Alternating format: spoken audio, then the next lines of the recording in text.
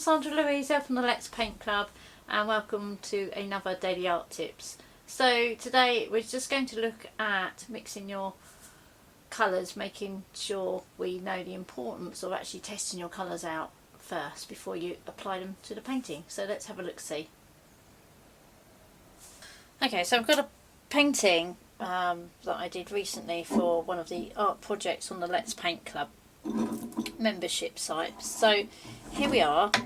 I've got some purple that I'm going to put into the foreground just to bring the foreground even further forward, just to show you the importance of always making sure that you test out your colours first. Okay, so I've got some ultramarine blue here, which I'm going to mix with some crimson red.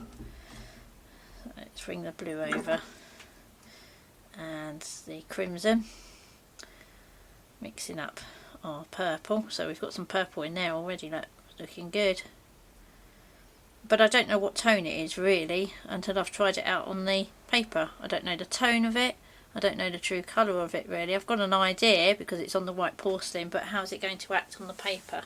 I don't know really how wet it is either, so, or how much I've got on the brush. So for those reasons it's really important that I test out the colours first. Okay, now for me to add this to the painting, that's going to be really quite strong.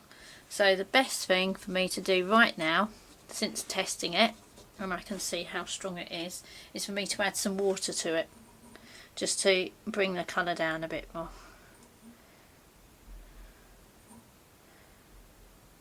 Give it a little mix round.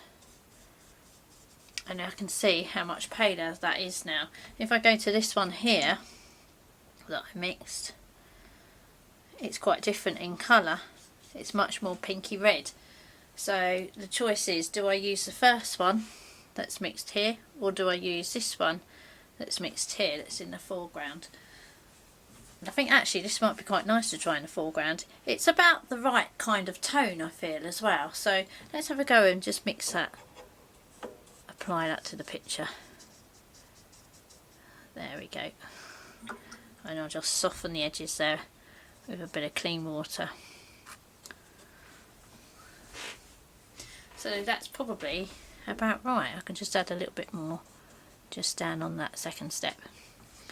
Now, if I hadn't have tested my paint out first, then it probably would have gone too dark. So if I make it way too dark, oh no, she's going to ruin her picture. Let's make it too dark and not test it. There we go. Got lots of paint there. Don't really know how bluey purpley it is. Let's try it now. That's way too dark. Okay, if I'd have tested it first, I would have seen just how dark it was. Alright, so do make sure that you test your colours out. It's not just about checking if it's the right colour, it's checking it's the right tone, and it's giving you an idea of how much paint and water you've actually got on your brush. If your brush is overloaded, then you can just dab it off onto the kitchen towel, test it out again so it's a little bit drier, and then apply it to your painting. So that's the importance of always making sure you test out what's on your brush every time. I hope you found that helpful. I have lots of bits of paper, scraps of paper that I save particularly and just for that job of testing colours and tones out when I'm doing paintings.